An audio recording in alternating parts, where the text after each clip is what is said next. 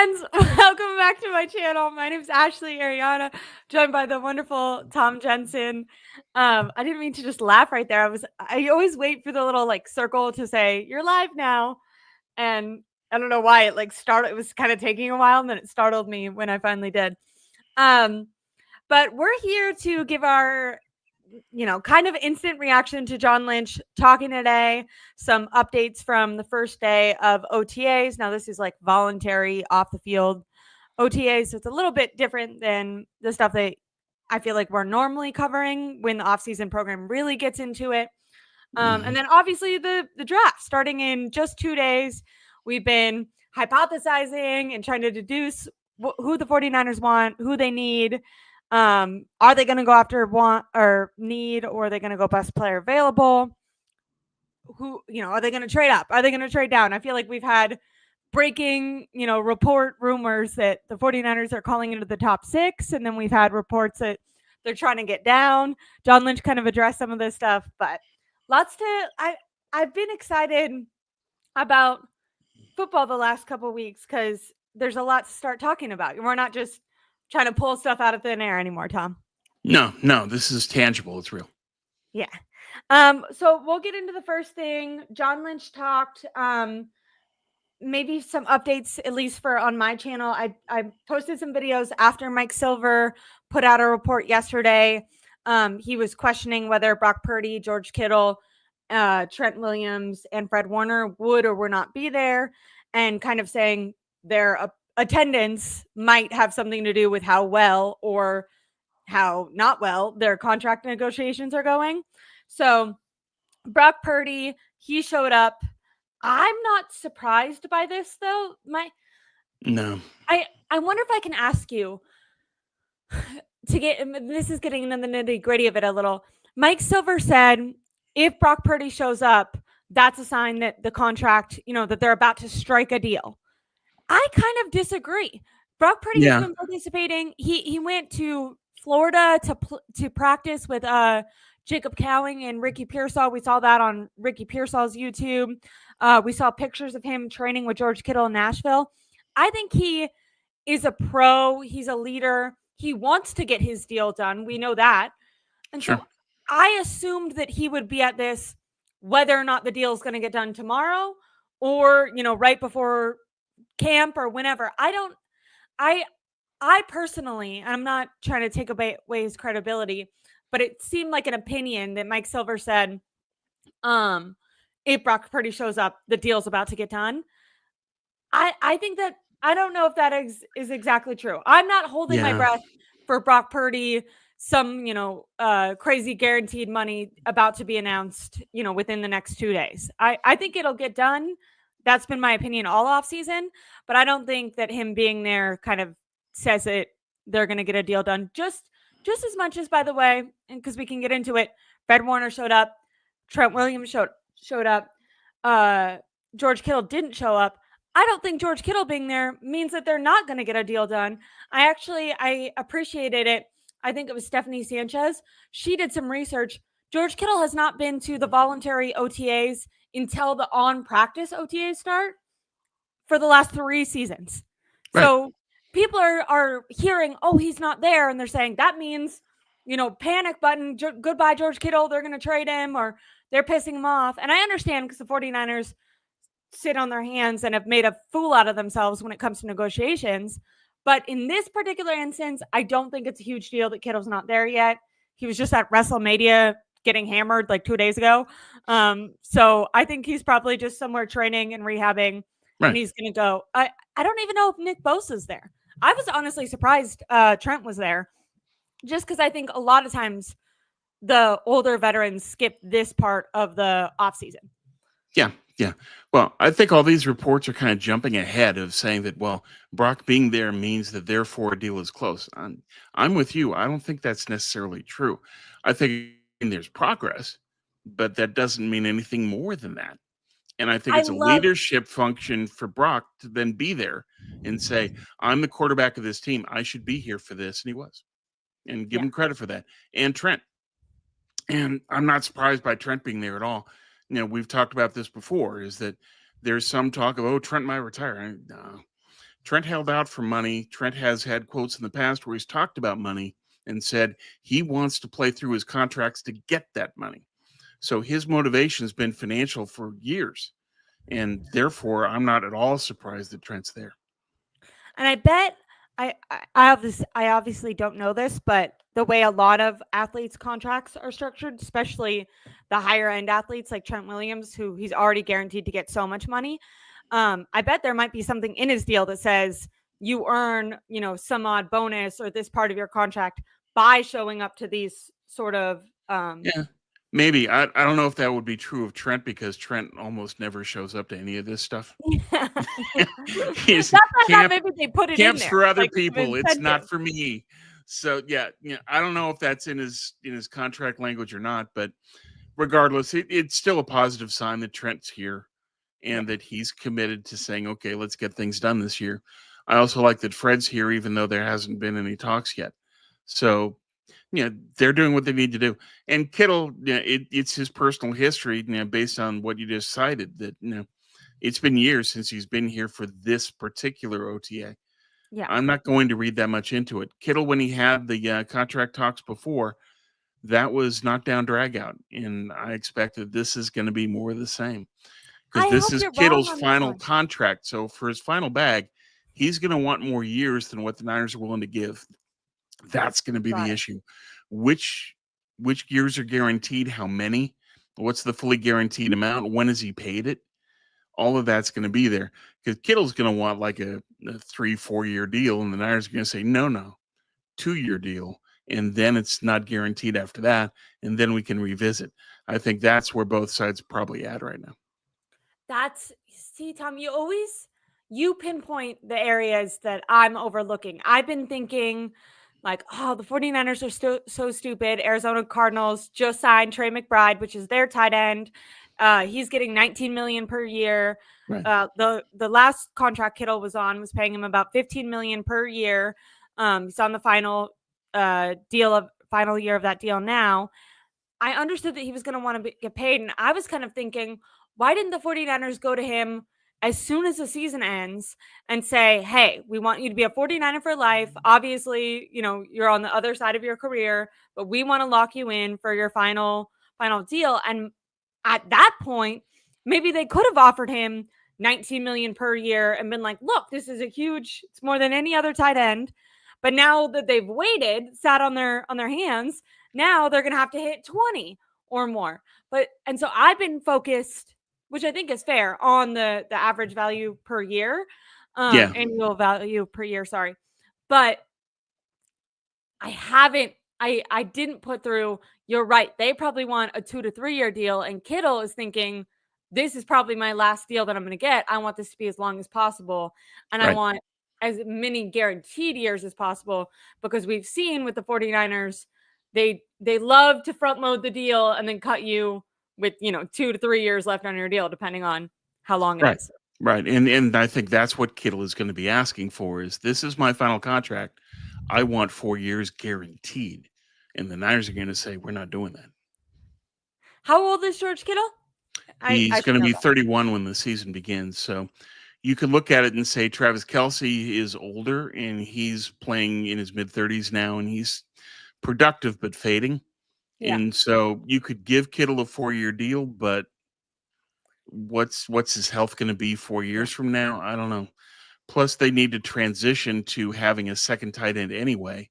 Yeah. And so do you want to have Kittle taking up a lot of touches when he's fading and the guy that they draft in this draft is ready to go and become the number 1 tight end?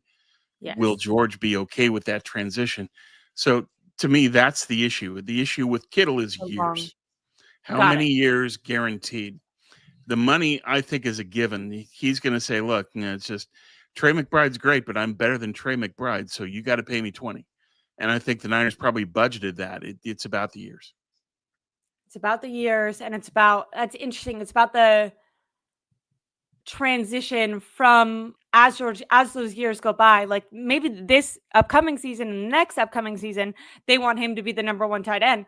But if they draft a tight end this year and he ends up being good, is Kittle going to be accepting as they start to slowly fade him out.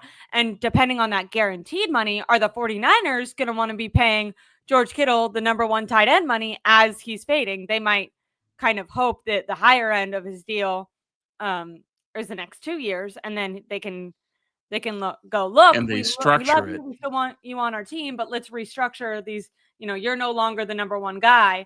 And I Right. can see Kittle and his agent thinking ahead and knowing that's coming and being like, no, we need to lock in that no matter what they do with my touches and my performance, I'm still making that amount of money. Right. Because otherwise, the Niners in year 3 and 4 will have more incentives, and it'll be based on stats and games played and that sort of thing. And Kittle and his agent are going to need to cut that off and say, we can't do that. We want guaranteed money. And I've been a tentpole of this franchise. Yeah. You've marketed the team in part through me. I am the San Francisco 49ers on the Yeah, they field really haven't had and like off the field, and I need to be rewarded as such. Team captain, team leader, on the field and off. I think that Kittle is right to require that all that stuff happens, but the Niners and Parag specifically are going to try to get cute. It's what they do. Yeah. It's interesting when it comes to the star players on the 49ers because I think they all feel like they're worth a little bit more because Yeah. until now, they haven't really had that consistent franchise quarterback guy. And so I remember even a couple of years ago, even when Jimmy G was the quarterback, when it would be like Niners versus Bears or whatever, a lot of times on ESPN, at Levi's stadiums, the posters, it would be George Kittle versus, Right. and then it would be Josh Allen. Like it'd be the other team's quarterback. But for, the Super Bowl year, it was always Christian McCaffrey's face. Right. George Kittle is always, he's the one going on Rich Eisen. He's the one talking up the 49ers and kind of one of the faces. From a player perspective, I agree and understand where Kittle's coming from. Normally, I'm pretty against the way the 49ers do negotiations. I'm sympathetic to them wanting to be careful about his contract because the last 2 years he's had a career resurgence, but 2 years before that, like it's almost like he was like a crazy star and then all of a sudden he looked really old. Now he was playing with Jimmy Garoppolo, and we're going to talk about Devontae Adams earlier, but there's that Sure. viral clip from the Netflix show where Adams played with Jimmy for like half a season and said he was going to get killed and his body's never felt as bad. But Kittle looked like he was on the other end of his career like 2 years ago before kind of Yeah. exploding And then upwards a again. resurgence. Yeah. So And give him if I'm the credit for that. 49ers, it's kind of like, I don't know when this drop off is going to happen. Like, are you going to continue because Brock Purdy's the guy? Or, has this just been a lucky 2 years with health? And what we saw before where you were kind of fading out is what we should come to expect Yeah. from you. What's the reality is the question that both sides need to answer. And you really can't know. In Kittle's case, he works really hard to try to get back to where he needs to be, but he's been playing hurt through a lot of games over the last couple of years, and that adds up over time. But I'm with Jonathan that I still think that they'll get an agreement. I just think that it's going to be a long time coming. It's going to be something that happens late in the process. Do you think that Kittle will end up holding out of mandatory OTAs, training camp, stuff like that if a deal's not Yeah, done? Or yeah, okay, yeah, I agree. I think I agree. I don't think this holdout today or this him not showing up today, I don't think really means much. no. But I do think that if a deal doesn't get done, he will start to put the pressure on. Um, if you were the 49ers, what would your preferred, like if you could lock it up the way you want to, what would you prefer to do with Kittle? I would have the first 2 years guaranteed, partial guarantee in the third year with incentives. Got it. And Kittle would say no, and then you just have to come out with something. Or if you can't come up with something, then you trade him. There's been some rumors that Kittle living in Nashville would be open to a trade to Tennessee, Yeah, I've seen that. and the Titans could use him. You're drafting Cam Ward as your quarterback. He needs a security blanket. Kittle as a tight end would be a nice piece to have for Cam Ward's development. But that's way down the road. I think that the Niners will keep Kittle, but I think that the negotiations will be rough. because the Niners don't want to give him on the years, and Kittle is banking on, you need to take care of me. And so I've done rock all this for you. rock in You a need hard to, place. Yeah, it's yeah. just they're gonna have to hammer it out. But I don't think it's gonna happen anytime soon. Moving off of, so for in case I did a bad job, because I think I did focus a lot on Kittle. Trent Williams is there. I don't think he's retiring anytime soon. He No. wanted a ton of money last year. I think he's going to Right. do everything he can get to make the most out of that money. There's been, people speculating, will he demand a trade? I think his main objective is making money right now. I don't think it's chasing a Super Bowl, if I'm being honest. Not that I think he'd love to do that, but I don't think he's going to be like, I demand this because I need to go to the Chiefs or something. Yeah, I don't think that's it. I think that Trent's motivated by money and legacy. And what he's going to want is make sure that he gets all pros so that he can be a first team Hall of Famer. And he's still got some years ahead of him before he can get to that point. Got it. So that's the deal with Trent. That's the deal with Kittle. Brock showing up. I think Tom and I are in agreement. We think a deal will eventually probably get done, but that him being there doesn't mean it's going to happen tomorrow. It just means Right. that both sides are, interested in making it work out, even if they are currently not, seeing eye to eye on how that will work out. But that's just my takeaway. I'm not saying, I don't have any insider information with that. Fred Warner showed up. Now, Fred Warner has 2 years left on his deal, so Yeah. I'm also, like, he's not in a lame, like, Brock Purdy and Kittle are in lame duck years, Right. where Fred Warner, I think it's just the 49ers being smart to get ahead of it and try to pay him now, right? Like, why would he give? Fred still has some guaranteed money left, but not a lot. Okay. And I think that they want to make sure that they take care of him because he's another one like Kittle where he's a true team captain. He's a leader of this team on and off the field. And you need to take care of that guy. Part of the way that you reinforce your culture is the players that you take care of. And I think the Niners need to do that with Kittle and Fred. That shows the younger, second-year players, rookie players that end up coming in. Yeah.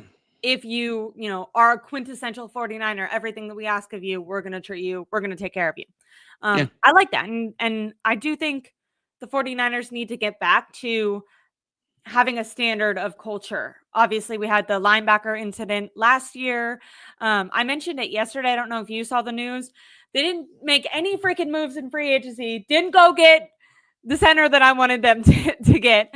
But they did go sign an ex-wide receiver from the Rams, kind of backup mediocre level guy. Not bad, but not, great. Yeah. Robinson from the Rams plays X receiver, which is the position Ayuk plays. And I imagine that their thought was Brandon Ayuk won't be able to return to football until midway through the season at best, maybe even later. So we're going to get this guy to play the start of the season. Well, he just got arrested for or not even just, he got arrested for a DUI. And then Matt Mayoko just the other day on KMBR said that he suspects that the NFL is going to suspend him for the first 3 games of the season.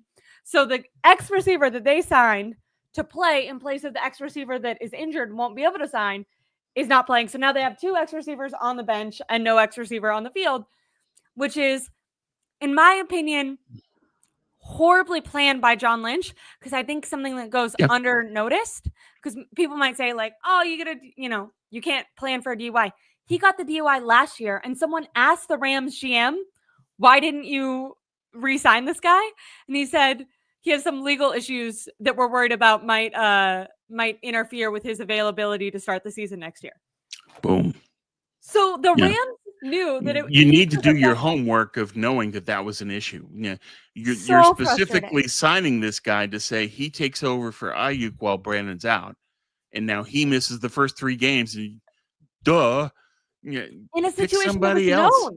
Get a younger guy who doesn't have any issues, who you can trust will play day one. And now here's this guy. He's going to miss 3 games. Great. So what it means is Chris Conley is going to get a lot of time to start the year. He'll make the team because he'll have to. Stop. They'll need Chris Conley because they don't have a choice unless it depends on the draft. But even then, they can draft a guy early. It doesn't mean Kyle's going to play him. I mean, look at how he treated You drafted 2 wide receivers last year. When did you play them? No Yeah. time soon, certainly not the first week. So to me, that means that Chris Conley is the beneficiary of all of this. Um, for some extra housekeeping before we get into the more what he said about the draft and our final thoughts on the draft as well. I just want to touch Davante Adams. It kind of went all over Twitter yesterday. Said that he felt disrespected by the 49ers. He was obviously a free agent this offseason. The Rams ended up signing him. So now the 49ers are going to have to face Davante Adams. Adams, yes, is on the later end of his career, but in my opinion, is still an excellent wide receiver. Maybe not prime, but when you're this level of, off the screen level of good, even when you're aging, you're still far You're still above, at a very high level of execution, yeah. Yes. But So Davante got $22 million per year from the Rams, and the Niners weren't going to pay 49ers that were to never going to. anybody. So, given the austerity move, there's no way that they were going to pay what Davante was hoping to get anyway. And I would have said that's a bad deal with, I mean, people are probably forgetting because he's no longer on the team, but they're paying Deebo Samuel like 20 million this year to not be on the team. Yeah. And then they're paying Ayuk, who we just established won't be on the field. So I would have been mad if they were all of a sudden trying to, spend $85 million at the wide receiver position. That would have been a bad move. What I didn't like wasn't that they didn't go out and get him, but it was that they apparently went to him and prefaced that they are, in a year where they're trying to save on money and that they would love to have him, but that they wanted to have him for very cheap. And I think the quote was they were doing a wholesale year and that they'd love to have him if he would come for a wholesale. And then Adam said he felt extremely disrespected by that offer and that he's not a wholesale player, and immediately was like, I'm not going to go there. Now, Right. John Lynch was asked about this and said, I never used those words. That was coming from his agent. But if we look at the moves from the 49ers offseason, they are, in a wholesale year. They are not spending money. They're not going out and getting players. Yeah. So I just hope that it was true. I hope the 49ers aren't getting a reputation of being kind of a cheap team that's going to undervalue its players. We've always heard of them they've done lowballing. exactly that, though. I think they've got that reputation right now. Because you look at it and say, okay, they didn't spend any money in free agency. They're being tough with Purdy on the money. They're nowhere close to a deal with Kittle, and Kittle's one of their most important players. So when you add all that up, I think the reputation is the Niners are cheap. Yeah. And people are looking at it and saying, okay, why? And I think part of it is a reaction to 6-11 of we spent a ton of money and we didn't even make the playoffs. And I've said this before, is that when ownership assumes that you're going to have a home playoff game and you don't get that playoff game, they're going to be upset. They're going to react. And I think that's what this is about, is that we expected to get the extra revenue from a home playoff game. You didn't even make the playoffs. We're going to cut back. I think that's what's going on.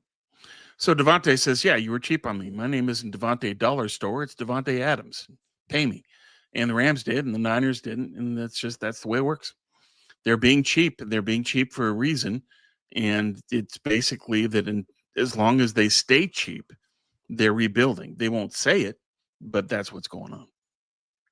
Yes, I agree. And I don't love that. The fact that, I do this and I feel like I'm very critical of the team a lot, but I am a fan and I want good players to want to come to the 49ers, and I want them to be, an elite destination. Obviously, we live in California, but when you think of the Bill Walsh 49ers, you think of guys, begging to come sit on the bench just to be on this team. So moving off of those more like kind of full circling updates that we had yesterday, but getting John Lynch's thoughts on them today. I wanted to move to some of the draft stuff that John Lynch said. I have some quotes written down here. It might give us maybe we could, put the tea leaves together to deduce does this rule anyone out? Does this make someone else more likely for who's going to go at 11? But John Lynch had a lot to say about the draft in total, not just pick 11, but starting with 11 because it's, most exciting.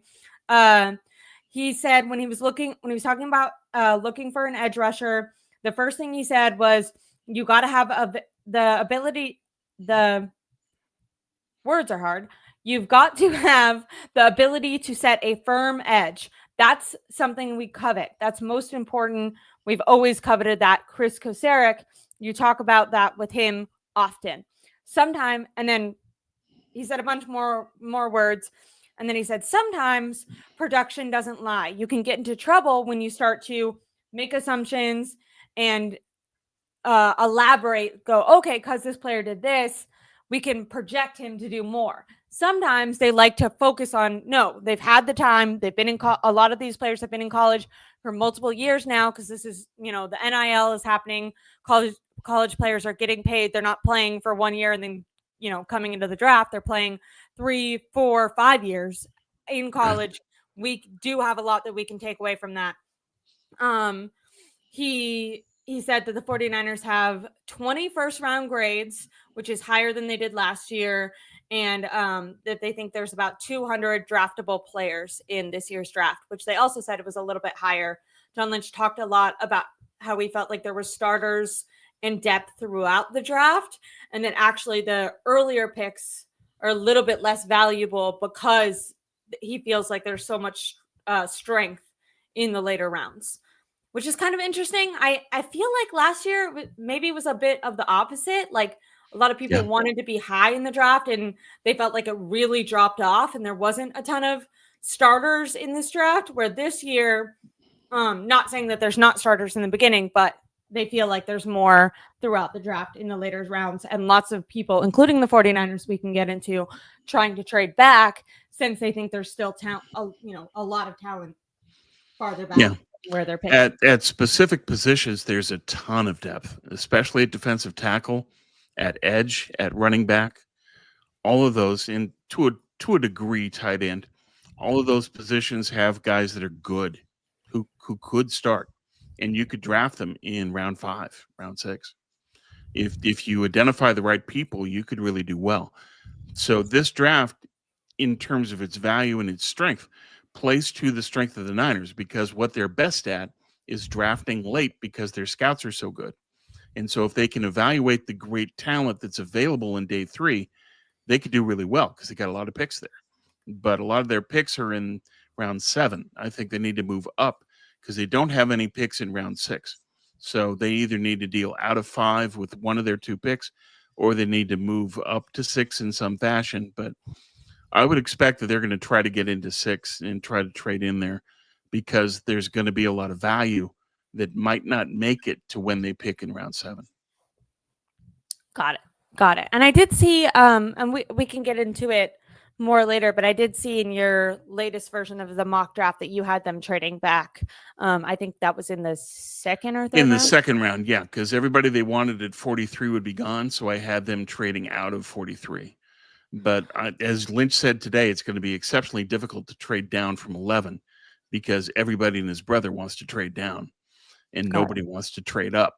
The only teams that want to trade up are Chicago, and there's a rumor today from a Patriots beat writer that it is well respected. He says there's a deal in place between Chicago and New England. If Travis Hunter and Abdul Carter are gone and New England has pick 4, Chicago will trade them 10, 41, and a future third to move up to 4 and take Ashton Jeanty. Interesting. Okay. I'm interested in who has that 41 pick, because you and I were talking earlier about how a lot of the players that the 49ers could be eyeing are similar to what Chicago could be wanting right now. So it'll be interesting who's picking right in front of them, especially in that second round, when you said there's a lot of good players that are going within that bubble. Right in front of them. So if they make that deal, New England would be the one picking at 41, and they've got needs at offensive line, wide receiver, defensive line. It's similar to the Niners. I know. I was like, that's not good. Let's stick at 11 for now. let's talk about the defensive line. He talked about being happy that Robert Saleh was back, also feeling very confident in Chris Kocurek, all stuff that we know. When you heard him say, you've got to have the ability to set a firm edge, that's something we covet, that's most important. And then a couple lines later saying, sometimes the production doesn't lie. You can get into trouble when you're projecting on people from what they've done in college. I've seen all over Twitter, people are saying John Lynch hates Shamar Stewart. What about Mikael Williams? Is this about the Texas A&M pass rusher or not? Do you think that those are people kind of making stretches, or do you think John Lynch was hinting at those players?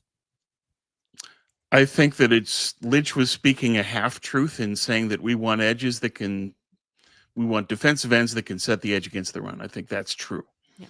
It's also like no shit. Right. Well, and it's something they have to have because their run defense is so poor. So they need to do that. It's like, I want a wide receiver that can catch the ball. Yeah, exactly. Really informative stuff here. Yeah, thanks a lot, John. Really insightful stuff. So yeah, clearly that's something they want, and that's telling the truth. But about we don't like a guy that's projected, I think that's smoke.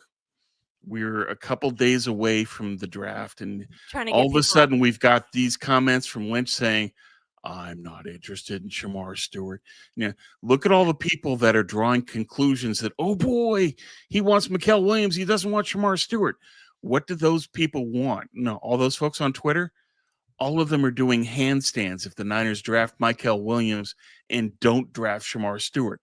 All of them are heavily invested in that outcome.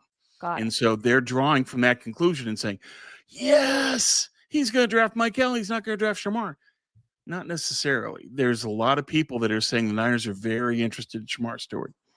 And I think that Lynch a couple days out was casting some smoke. I could definitely see that because we've heard of teams doing that before, trying to get teams off of their scent. But also, like, I think it's fair to say it depends on what John Lynch sees as production. He says sometimes the production doesn't lie. Shamar Stewart has tons of pressures. Maybe the 49ers feel like pressures is production. That's them doing something. Maybe, like, he didn't say sacks are the most important. Now, I think a layman might say that sacks is what he means. What I found he was deliberately vague, though, and which lends itself to smoke. Is that if he said we don't want XYZ, that would be a different thing. He said that he's basically talking in labels, and when you talk in labels, chances are it's smoke. Okay, can you do me a favor for anyone watching who's maybe heard these names but didn't watch college football? Can you explain to me who Shamar Stewart is and who Mikael Williams is, and maybe your pros and cons on them? So Shamar Stewart athletically is exceptionally gifted. Most of his testing at Indy was very similar to Myles Garrett, the best edge in the league from Cleveland. You can go through and draw a parallel and say he's got the exact same traits. The problem is that in 3 years at Texas A&M, Shamar Stewart has a grand total of 4.5 sacks. Part of that is how A&M plays. They wanted him to do things that weren't sacks. Part of that is Stewart not knowing his role and not really figuring the game out yet. He's still a project. And part of that is also just, it's who he is. My concern with Shamar is high missed tackle rate, low finishing, and he's got a lot to learn. If he does, he's the highest, ceiling, bust or not guy. It's just he's got an all-pro ceiling, but he's also got a total bust floor. And so what do you do? That's the issue with Shamar. There's a lot of people that don't want him, but he's physical. He's got immense gifts. And if you could coach him up, great. But that's not going to be something that happens overnight. He hasn't been coached. A&M was exceptionally good at recruiting defensive linemen and exceptionally poor at coaching them. And so all those guys that spent time at A&M are behind the curve on technique. So that's Stewart. Michael Williams is from Georgia. He hasn't even turned 21 yet. He's already, Baby. the ideal size for an edge. I think he's like 260, something like that, and long, really long. So he's very good at stopping the run, and that's why all these people love Michael Yeah, we Williams, need that. because we have to stop the run. The problem with Michael Williams is he doesn't have a lot of moves. He doesn't have a lot of speed. And so Michael Williams stopping the run, elite. Michael Williams rushing the passer, not so much. And that I do know.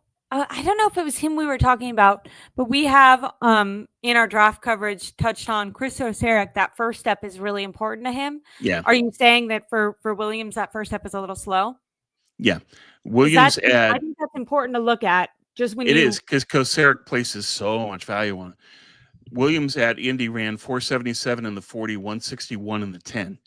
And Shamar Stewart comparatively was 459, or I'm sorry, 159, and I think 459 or around there. So he's faster, and he's faster off the line. And that's something Kosaric's going to value. Whether that's something that they have to balance out is my issue. Is okay. Stewart has all the traits in the world, but he's got to be coached up, and that's going to take a while. Yeah. Williams is already young, but the ideal size.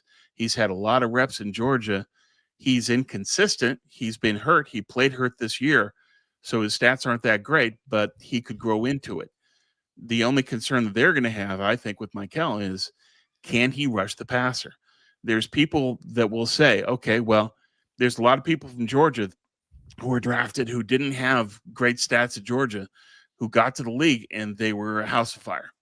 And they'll point to Trayvon Walker with Jacksonville. The problem with that is you have to evaluate the player himself.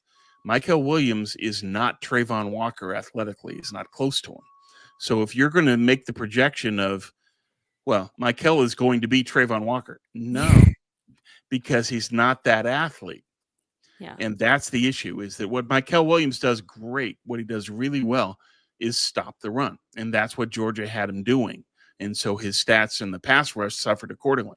But you look at him when he had pass rush snaps, he doesn't have that many moves, and he doesn't have a lot of speed as getting off the line or closing on the quarterback. So his key is his length. And so the Niners have to choose. You can get the total project with all the traits in the world, or you can get the guy that can stop the run but might not be all that great against the pass. Can I say something? That's the debate between those two. Drafts are so interesting because obviously if you end up hitting on, if either of them reach their ceiling, it's like that's going to be wonderful. Yeah. But the downside for both those players has me really hesitant when it comes to drafting either of them.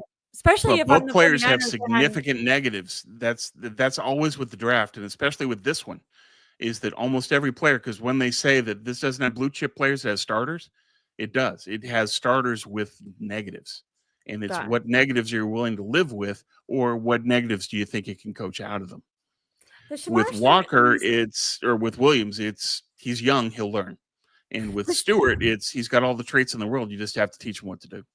The Shamar Stewart thing is interesting because when he first started talking about how well he tested athletically, I think about Chris Kosaric and getting those 1-year guys from other teams. Now, these are veteran players, so it's obviously a little different.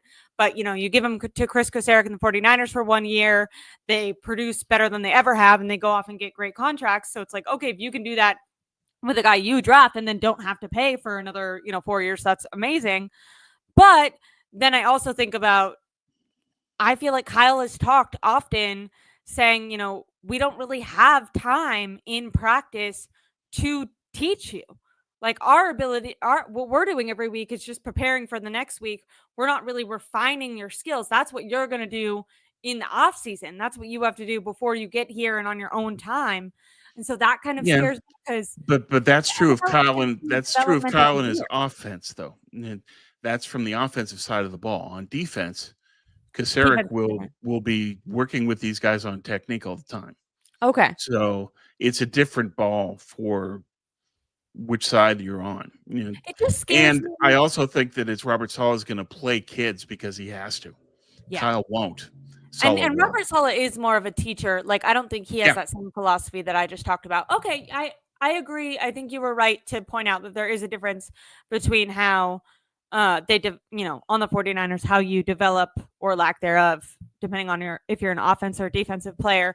Because I think Chris Kosarek, we've obviously seen him do that, and then Robert Saleh is also very much a teacher. It just scares me in a draft that it feels like they need so many like plug and play starters starting today, tomorrow. Like, this is why I hate to go back to this and I won't spend too much time on it, but I wanted them to make some moves in free agency so that if there was a guy who had tons of ceiling upside but might take a year, that you weren't putting him, yourself in a horrible situation where you had no one in the meantime while this guy gets up to speed. You're really putting Yeah. yourself in a position where you had like you either can't take the guy with the high ceiling because you need someone to, it could be a lower ceiling, but at least he can start right now versus, anyways, a little bit frustrated on how they handled free No, agency. I agree with I've you seen a that, lot of people mocking Shamar Stewart to the 49ers, though. yeah. I had heard less about Mikael Williams, which is why I had asked you about him. But I remembered when you started talking about his age, I remembered 20-year-old, very young. Yeah. So So with them, it's just they're going to have to determine on this. But I agree with you that if you spend at least a little bit in free agency, then you've got a buffer. You've yeah. got people that can play now, and you can transition kids into the lineup as they grow. With the path they've chosen, you either have to throw the birds out of the nest or you keep them in the nest and feed them. And they're going to keep them in the nest on offense, and they're going to throw them out of the nest on defense. That's what's going Okay. to go down. I'm a little bit looking ahead to the mock draft that you made, and we've talked about this guy on and off, but since we just dove into two defensive players, how does Walter Nolan compare to these guys? Because I think you No had Walter one's, Nolan in yeah, your latest draft, and I've seen him on and off mentioned to the 49ers multiple yeah, times. yeah, a lot. Yeah, it's Tony They also Pauline when he met was, with him in yeah, their visits. Tony Pauline when he was on with Steph talked about two players, Shamar Stewart and Walter Nolan. He said that that's who he's heard. Nolan is a defensive tackle. He was at Texas A&M, and he said, "I'm not learning anything," and Oh, left for Ole Miss. And so he oh, played last year at Mississippi and played well. He had 6.5 tackles, 14 tackles for loss, and he's a disruptive player. He gets through really quickly. He's got tremendous traits. He's like Stewart. He's very raw. He doesn't have a lot of technique. He wins on physicality. And so you have to coach him up too. And the other concern with Nolan is that as great as he is as a pass rusher, he's not a run defender. He's on the ground a the lot. opposite. He's got contact balance issues where he'll fall on the field a lot. And so this guy can't face a double team in the wide nine and stuff them. He can't do that. So how are you going to deal with this? Is he going to be a specialist where he's just a pass rush guy? Or can you make him into a 3-down player? But they would have to coach him up so that he had the proper technique to anchor well so that he could defend against the run and be able to get the stops he needs to get in the wide nine. Nolan was very highly sought in high school. He was the number 1 overall recruit. So you talk about traits. He's the guy that had the most traits in the country in high school. So off the charts in terms of his clay, as they say for scouts. But he's got to be coached up because he's pretty raw. He doesn't have a lot of moves. He just wins on physicality. If you had to pick, and not only like, I don't want this just to be if it was Tom's team and how Tom, coaches his team, but if you're on the 49ers, knowing how they teach players, how they coach them, how they utilize him, how Kyle and Robert Saleh utilize players, which of just these three players do you think they lean the most towards Walter Nolan? I think they would end up on Nolan Okay. because Kosarek will push for Stewart, but Lynch will say there's no proof. And Kyle will want a guy that's more proven. And then they'll go to Mikael Williams and say, well, what about this guy? And then both of the defensive people, Saleh and Kosarek, will say he can't rush the passer. And then, therefore, they go to Nolan.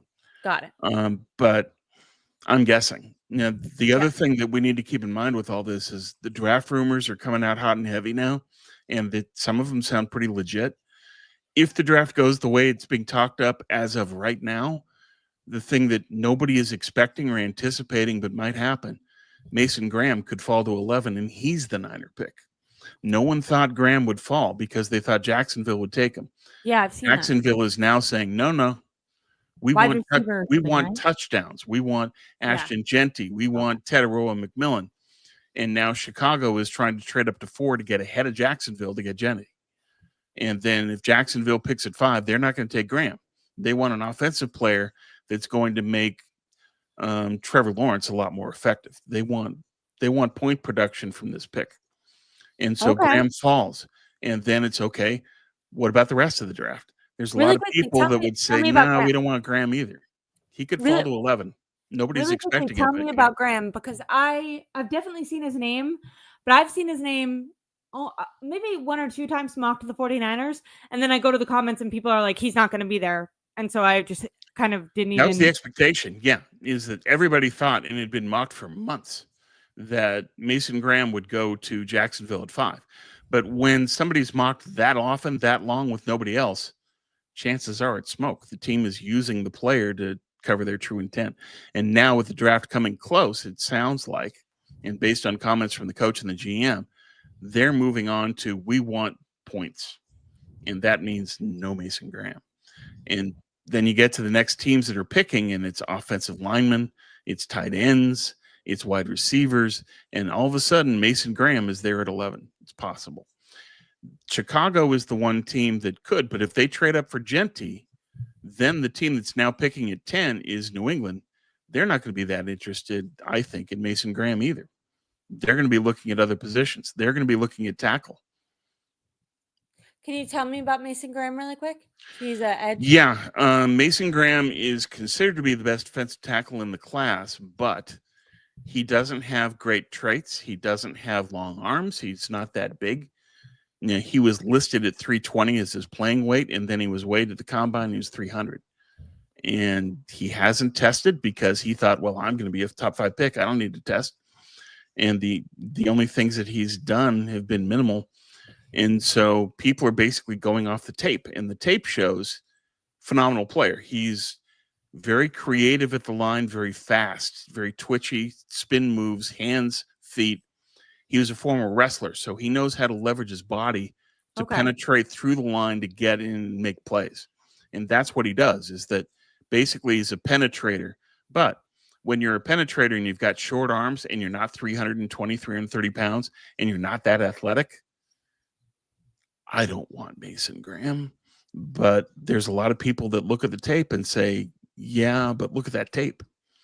And so I think that Niner fans need to be aware of it, the possibility now, based on all these rumors, and especially based on Chicago trading up. If that happens, Graham can fall to 11, and the Niners are going to take a real close look. Do you now? I'm taking it off the 49ers, and I'm asking Tom, just your opinion, not what the 49ers will do. I kind of don't love. Obviously, there's a mix, right? Because you don't want to base your choice off how someone performs, you know, in Indy and not look at their tape. Tape is probably the most important. Sure. But you also want there to have upside. I don't know how comparable this is because Kittle's an offensive player, but Kittle had very low production in college, but his testing was like he was like the best tight end in the entire draft.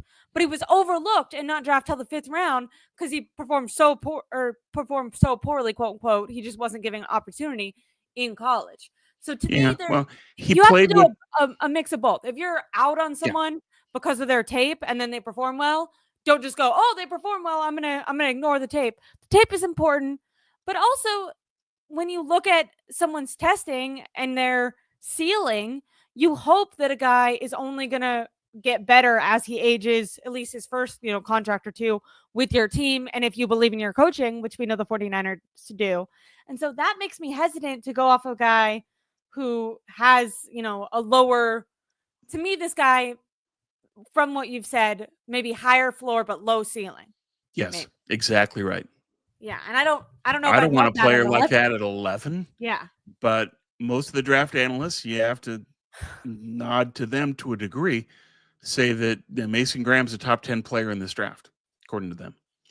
Yeah, I'm one that I'm like you. I want to see a balance. I want to see some traits. I want to see some proven production, and I want to be confident that this guy's going to improve. And the question with Graham is, has he already hit his ceiling given his physical limitations? Yeah. I do not want Mason You don't Graham, want someone but I who's do think that it's entirely possible he now drops to 11. okay. Now we're going to talk about some stuff that you might not like. So we talked about a bunch of defensive players that have been consistently mocked to the 49ers that you've mocked yourself, but also that, draft experts, Dame Brugler, Mel Kiper, they've all mocked these three players that we've just mentioned to the 49ers multiple times, depending on which mock draft you've looked at this offseason. Now, when we look at the O-line, which is another big need for the 49ers, and a lot of people are suspecting they'll draft O-line, we've seen Kelvin Banks mocked over and over again to the 49ers. Just recently, I know they each do their separate mock drafts, but Field Yates and Mel Kiper came together to do a mock draft where, they picked alternated. And I think it was Field Yates who was making the actual pick, but he did Kelvin Banks at 11. And the main reason I'm bringing this up is because it's happened so many times, not just, in the most recent draft. So I kind of want to go over, do you feel like any of the comments that John Lynch made gave you any idea on how he might feel about Kelvin Banks? We know that the 49ers brought them in for a 30 visit. You kind of mentioned in your article where you talked about the mock draft you made, you mentioned the guys that they did bring in. Tell us how you feel, which, if they watched last week's show, they might already know. But what are your thoughts? Why do people keep mocking him so high if you feel like he has consistent balance issues and that a lot of his weight is not muscle weight? Why is he still able to that's a different guy. The guy that's the muscle issue, the body index is Kenneth Grant from Michigan, defensive tackle. This is Banks, why I have Tom on, by the way. I try to learn, and I feel the most prepared for the draft that I've ever been. Mostly because I read all of Tom's articles, but I do get confused. So everyone will say thank you to Tom. No worries. And so Kelvin Banks, you were right, though, in saying that he does have balance issues. He's a waist bender. He's a lunger. He leaves his feet a lot. And I want no part. I've got one guy on my do not draft list and that one guy is Kelvin Banks. And with the ESPN folks, it's worth noting that I think in nearly every mock draft, or almost all of them, Field Yates and Mel Kiper have selected an offensive tackle for the Niners. They are fixated on an offensive tackle for the Niners. And their thinking is Trent Williams is either going to retire or he's going to retire soon, and therefore you have to take Kelvin Banks. My response to that is, no, you don't. Kelvin Banks is a guard. He's not a tackle. And so if you try to move Kelvin Banks to left tackle to take over, the Niners are going to say, yeah, but he sucks at left tackle. We better move him back inside. And now you don't have your future replacement for Trent Williams, and your entire rationale for taking Kelvin Banks is gone. Yeah, you do not take a guard at 11, period. And Kelvin Banks is a guard. However, there are a lot of people that say now Banks is so well thought of. The league disagrees with me wholeheartedly that they think, Tom Pelissero said this today, NFL Network, he thinks Banks is going to go 8 to 10. He's not even going to make it to the Niners. Wow. If he does, I'm dancing. Yeah, Trump's like, oh, darn. I would be thrilled beyond belief if somebody ahead of the Niners takes Kelvin Banks. But I also think that the important news from today from the OTAs is Trent's there. And I think that all these people have overplayed the Trent's going to retire card. He's not retiring. He wants his money. So I think that the Niners, I'm really heartened by Trent being there. I expected him to be there, and he was. But Trent being there proves he's not leaving. You don't need to force a tackle pick at 11. And I'm now more confident than I have been that they're not going to take an offensive lineman at 11. I could be wrong, and we'll see. Yeah, they also brought in Josh Simmons for a visit. They were very interested in Josh Conerly of Oregon, but those guys are later in the draft. They're not who you take at 11. And Simmons has a patellar tendon injury, and that's a You want time to be bomb. really careful with that, right? Yeah, and the Niners, Weston Richburg had to retire because of that injury. Drake Jackson I was going to say, is, I think that's what Drake Jackson. yeah, same thing. He's the invisible man now, same injury. And now you're going to draft a guy with that injury at 11? No. So Now, hopefully they pass on alignment at 11, both Simmons and Banks. And Banks might be taken ahead of them. And if now, so, yeah, I'm jumping up and down for joy. if they do pass on O-line at 11, which I can get behind because if the talent isn't there, I don't think you should reach for a guy just because you feel like you have a potential need. But in my opinion, they do have a need, and I would hope that they address it at some point. I've heard people say that there are offensive people on the offensive line, maybe more guards throughout this entire draft. Yeah. Do you suspect that they will address the O-line in the draft? And if so, what are some names that we can have on our minds for when people are watching the draft? I think they're focused on tackle because that's who they brought in. Got it. So in the first round, Banks would be the guy that would theoretically fall to them. Later in the first, Josh Conerly from Oregon is expected to go late first. Simmons maybe goes late first. I know. Yeah. Oh, I love And the 49ers, Conerly. they not only didn't they brought him in, but they also went to his pro day and spent extra Yeah. time with him. And had a formal interview with him again at Eugene. So they really like him. But Got it. getting to him is going to be really hard because he's projected to go in the mid-20s. And how do you get there? You would have to trade down. And as Lynch said today, trading down is going to be almost impossible. So I don't think Everyone they're going to wants to be trade able to down get and not have a Conerly. partner. Yeah. Got it. So Conerly, Simmons, late first, early second. They also had a 30 visit with Aireonna from Minnesota. He could fall to 43. They could look at him. He's a little big for what Kyle usually wants, but they brought him in for a 30, so they're taking a look and kicking the tires. He's a possibility. The other ones, and then you go into the third round, there's Anthony Belton from NC State. He's a guy that loves to pound people, and he'll get whiffs as a result. It's like the safety that loads up to make the big hit and misses. That Belton is the equivalent of that at tackle.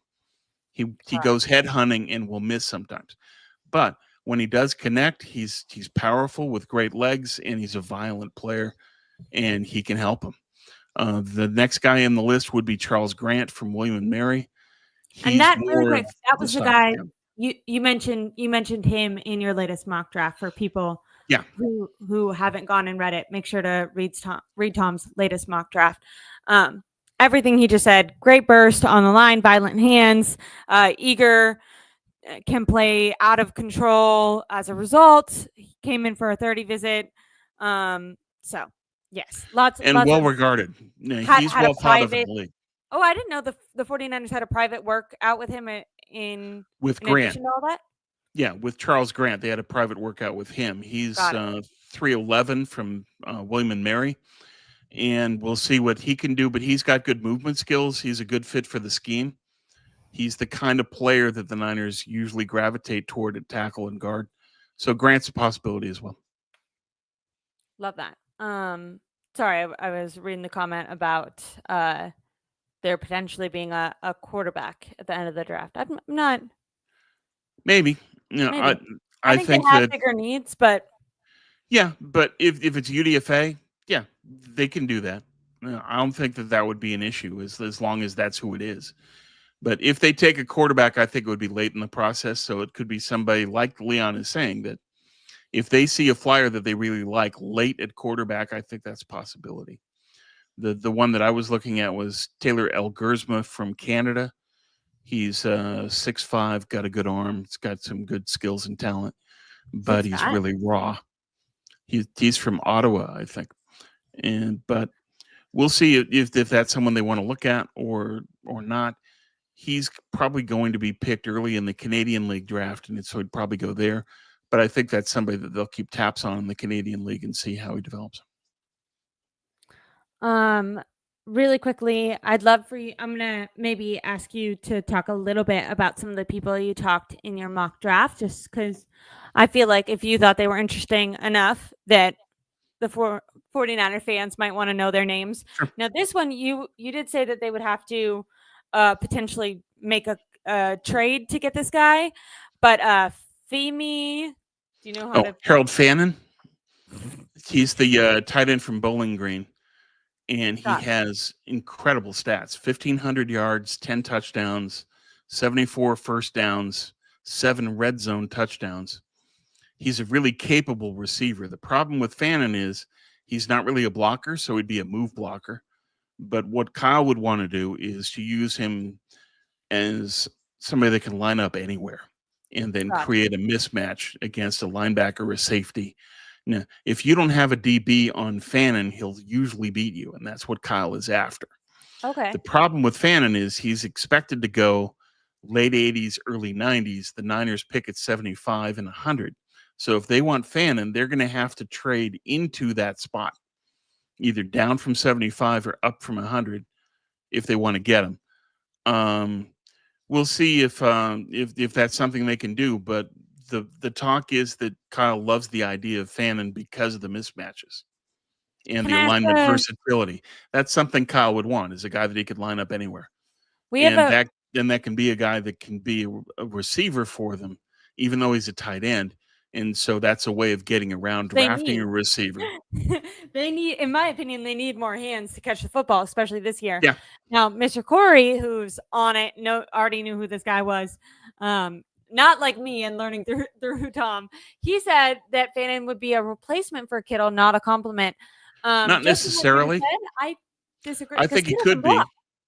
Well, Fannin is not a blocker, but I think that what Kyle is looking to do, because they're looking at so many different tight ends that they've had in for visits and they've had for interviews, is they want a receiving tight end out of this draft. Yeah, Fannin's one of them.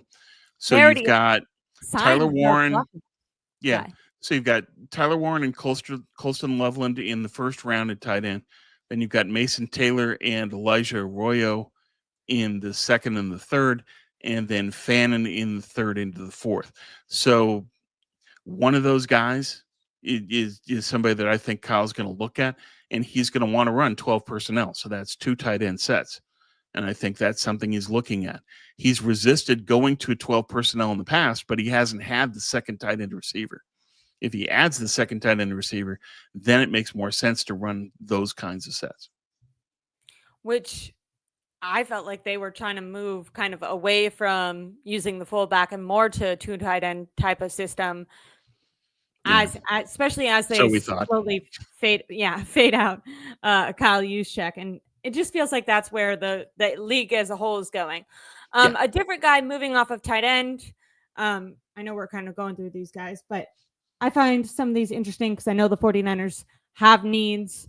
Linebacker, obviously losing Dre Greenlaw is a need. A guy you mentioned is Chris Paul Jr. from Ole Miss.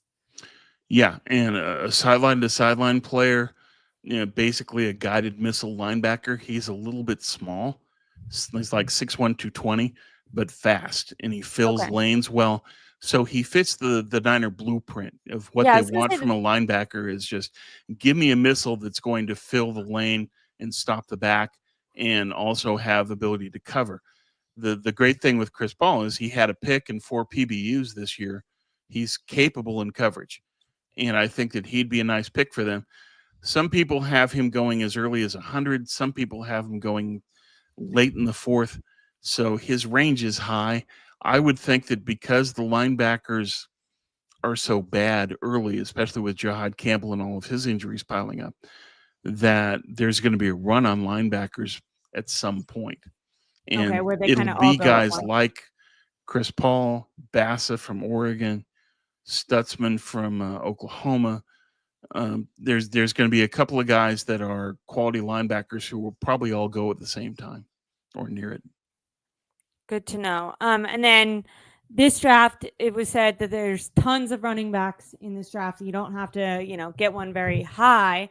That Yeah. there's a lot of depth here. You mentioned JD Giggins.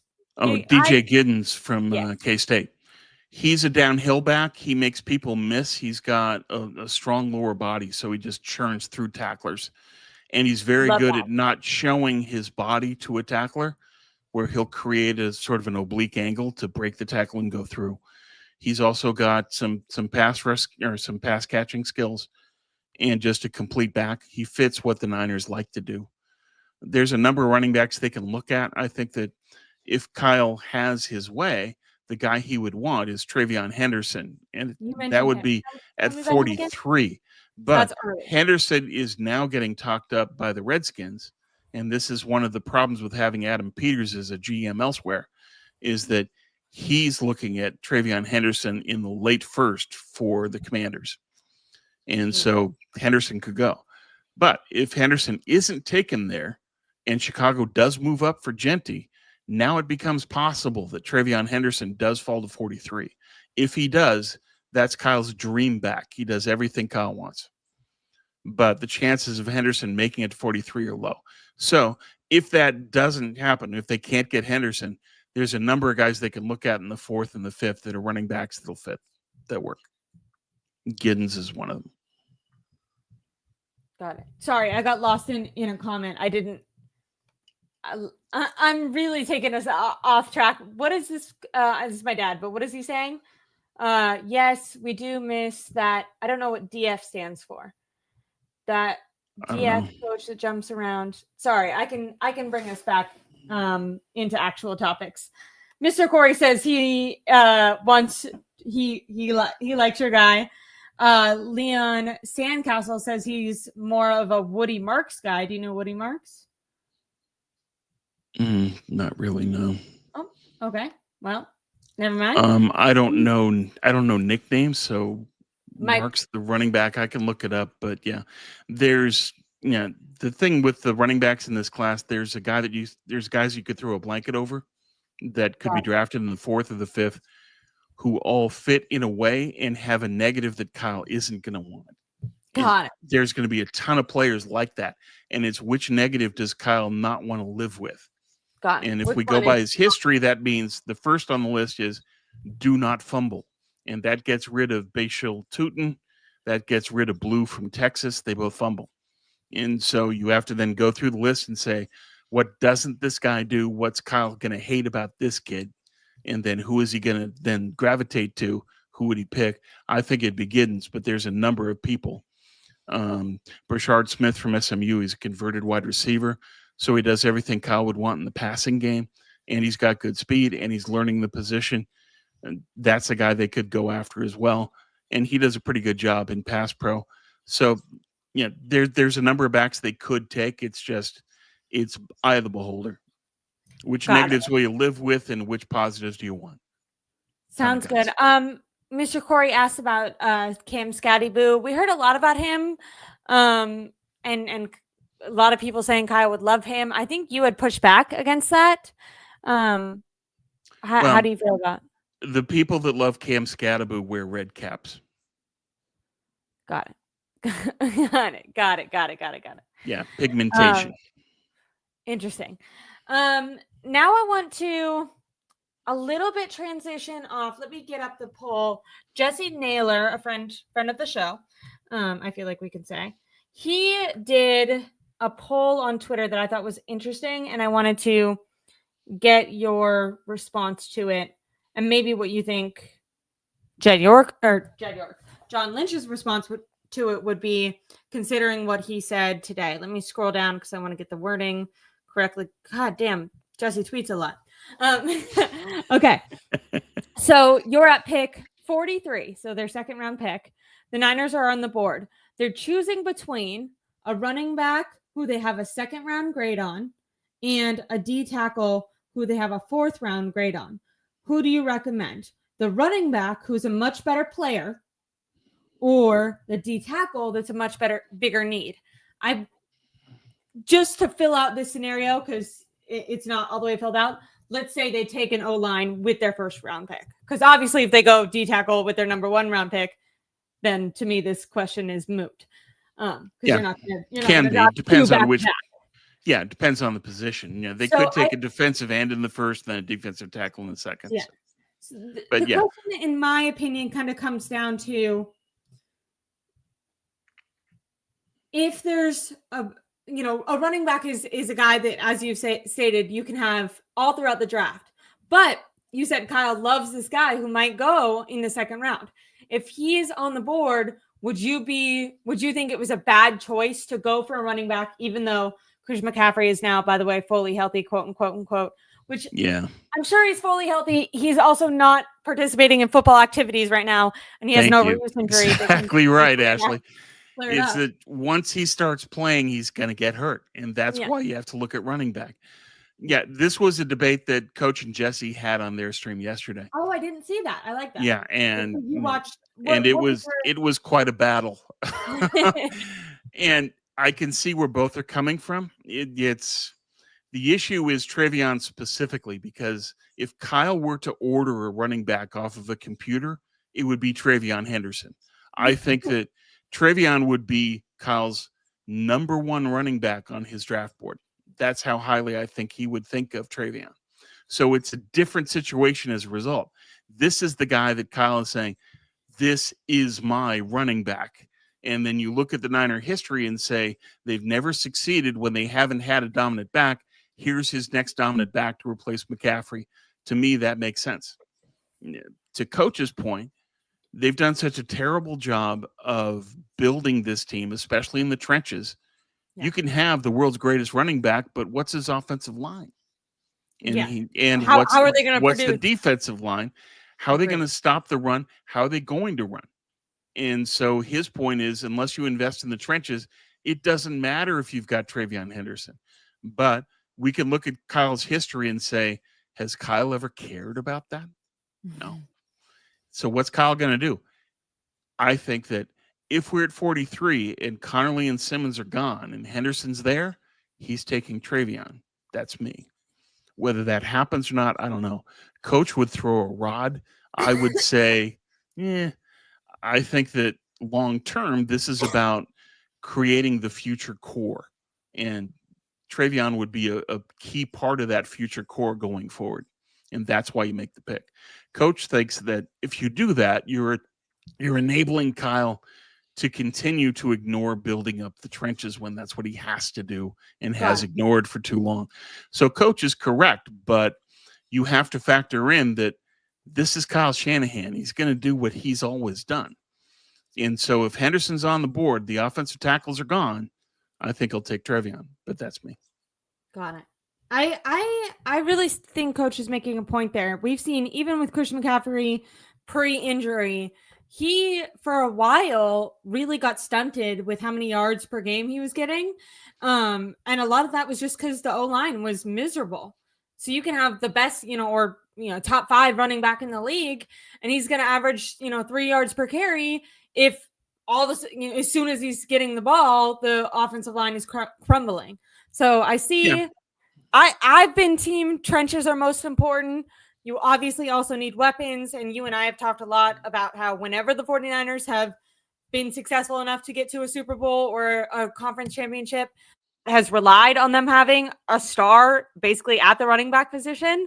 Wide receiver, but a star offensive weapon that's not the quarterback.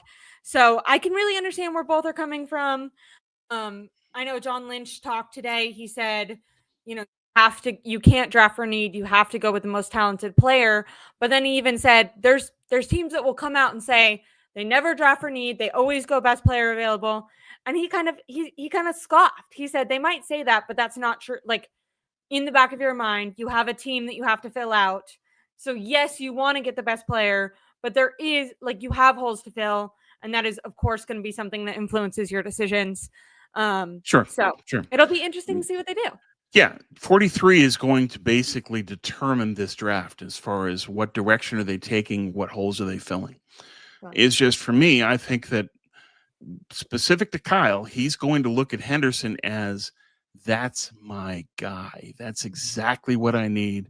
That's what I've always succeeded with in the past. He's future core. Coach's argument is valid. They have ignored the trenches for way too long. But you can't just say everything must fall on this draft. No. Yeah. They're It's like, they're 2 years they're 2 years away from competing, and therefore taking Travion at 43 is not the end of the world. They can do that. What I want Kyle to do is what Bill Walsh and John McVay did when they first started building the Niners. The secondary was Swiss cheese in the 81 draft. Ronnie Lott, Eric Wright, Carlton Williamson. They drafted a secondary in one draft. And they got a Hall of Famer, a Pro Bowler who's probably the most underrated 49er of all time, who was absolutely vital. yeah. There is no catch game win without Eric Wright making the now illegal shoehorn tackle on Pearson when he was wide open and running for the winning score. Eric Wright stopped him. Next play, Dallas fumbled. Lawrence Pillars recovers. Niner Dynasty is born. All of that's Eric Wright. How did they beat Miami in the Super Bowl? Interception late. Eric Wright, one of the most acrobatic interceptions you will ever see. The most underrated Niner, in my opinion. So they took one draft and said, okay, we're going to fix the problem in a draft. Kyle never thinks in those terms, but if he ever did, next year at offensive line is the way to do that. That's what I would advocate for right now, is load up on OL next year. Because it's one draft, get it all done, pick everything you need in one draft. I love it. To kind of summarize this, I thought this was a good. Tom and I have said something similar to these words for the last 2 or 3 shows. Kind of sucks being at 11, not high enough to get Carter, Membu, or Hunter, not high enough to get a blue chip player, and nobody wants to trade up. Yeah, I saw your comment earlier where you said, Mr. Corey, where you said you wanted them to trade back.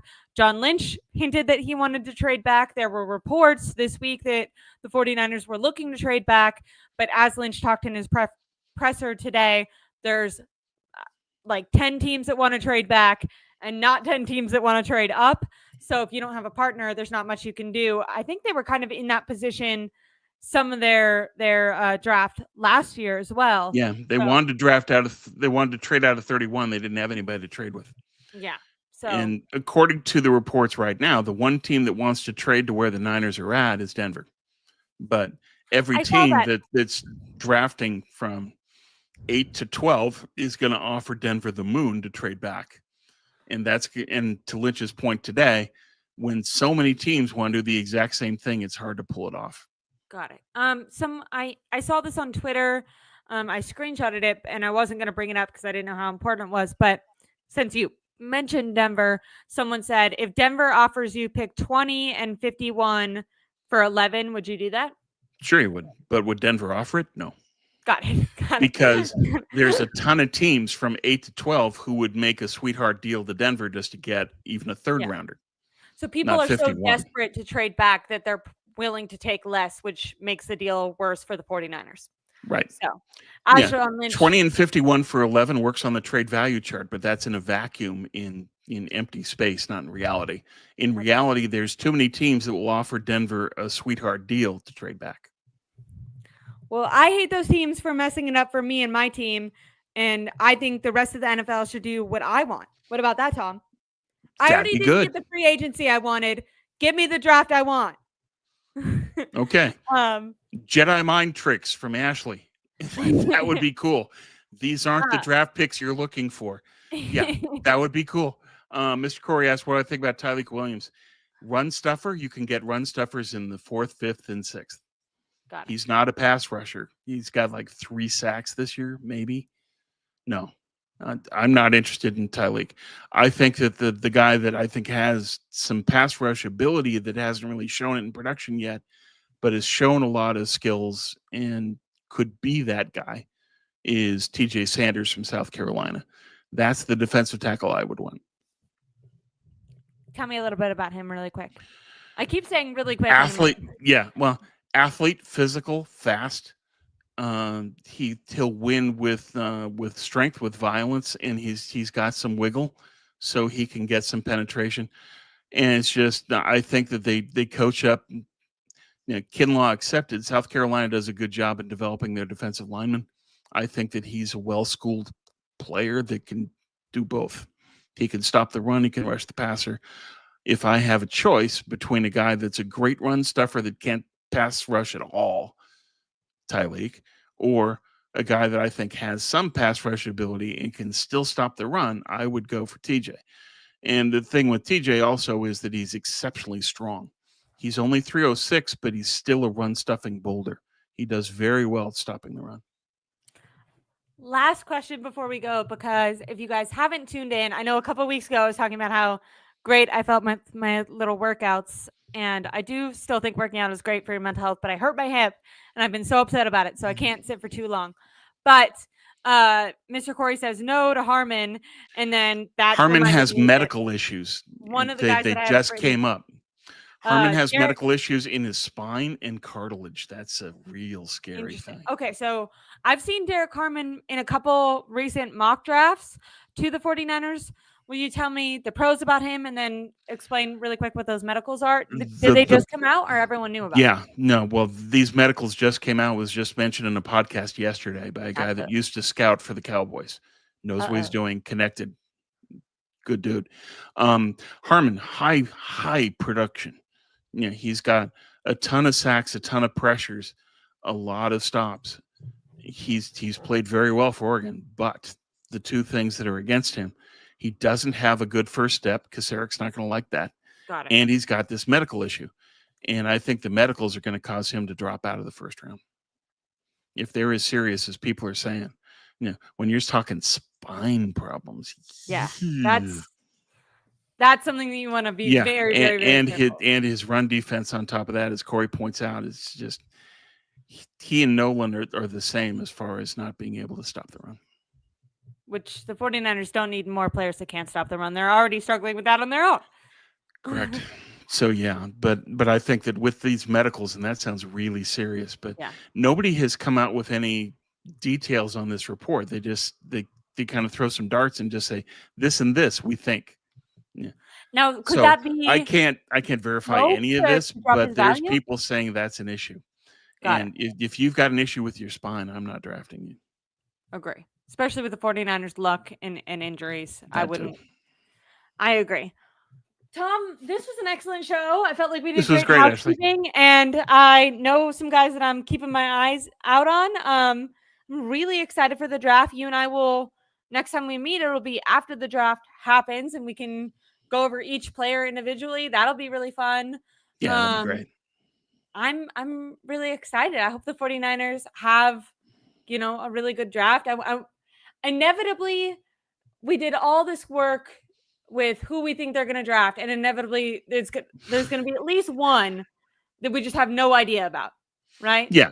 There's going to be somebody from Pluto where you just say who, but yeah, it always happens. By the way, that's what happened last year. Right. Everyone was let's not what? duplicate that, please. Yeah. And I think my guess is they're going to take defensive line. My new thinking is I fear that Mason Graham could end up being that pick. I don't think that Kelvin Banks is going to happen with Trent showing up at camp saying, "Here I am, guys." That's not as urgent a thing now. So I don't think they're going to do that, but we'll see. I'm not going to breathe a huge sigh of relief until Kelvin Banks is taken by another team. Because he's my dad, and I already said last one, but I'm going to let his comment be the last one. Who is Teddy Bunchkin from Cal? And does my dad just like him because he knows his name because he went to Berkeley and we live next to Berkeley? Well, cool. Well, I'll first tell your dad that I was born in Berkeley. And that both my parents went to Cal, and my dad went to Bolt Law School. So I've got a lot of Berkeley roots. And that's why Tom's so smart, guys. Yeah, I wish. But on the East Bay, I was born and raised in the East Bay, and so I spent a lot of time in Berkeley, especially on Durant with Leopold's Records, and then Tower next to it, and then Tower Classical around the corner. Teddy Buchanan, 5th, 6th round pick, good athlete, very mobile, has a lot of just traits. I think that he's going to need to pick up some more coaching to get to a point where he can be a consistent starter. But I think that he's got the raw skills. He has the traits that you would need, and that he's somebody that the Niners would say, this is someone we could work with. take a It's flyer on just a late in the draft. question of what else they do. What other needs do they have? Right now, they don't have a pick in the sixth. That's where I think Teddy would go. The Cal guy that I like most is Noel Williams, the DB. I think he's great. I would love to have Noel Williams. I don't think I don't think the Niners are going to take him. Good to know. Thank you everyone for joining us in the chat. I saw lots of, who's this guy? What about this guy? And I really, really appreciate when things are really active and people are having conversations with people. It's been great. a lot of fun to discuss the draft. Make sure to check out Tom's article on Fan Nation on Twitter. His name is, or his handle is NinerCast. So look for him there, or like I said, Fan Nation, they'll have his articles linked there. Make sure to look at that. I think you're going live with Coach on draft day, did you say? Yeah, so, all 3 days. That's our plan as of now. I don't know if we'll be able to do that, but we will be live on day 1 and day 2 for certain. And day 3, we'll see. But yeah, we're going to have a ton of stuff. Coach is dialing up the production quality. I'm working on images and data. We're going to have a lot of stuff. It's going to be great. Love that. So make sure to tune into Tom there, and make sure to tune into my YouTube. I think I'm going to try to be down by Levi's for some of the draft, at least on day 3, and maybe bring you some instant reactions live from Levi's. But yeah, I'll be having lots of, I'll probably go live for the first day and then try to do lots of little videos as people get drafted, just to let you guys know who they are, what I think of the pick, stuff like that. But lots of content coming up this week. I'm really excited that we have so much to talk about, Tom. And then, like I said, the next time Tom and I talk, we'll do a full breakdown of everyone we draft, how, our grades on the draft, how we feel like they did, who we're excited about. Tom will cut off his camera and we'll talk about how much we hate Kelvin Banks. Just kidding on that one. But really appreciate you guys. Thank you so much.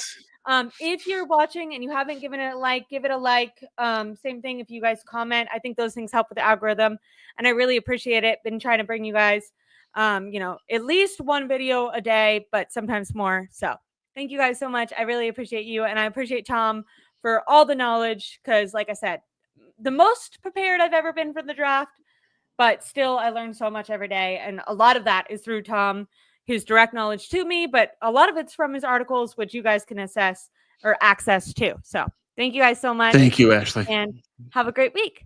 Bye.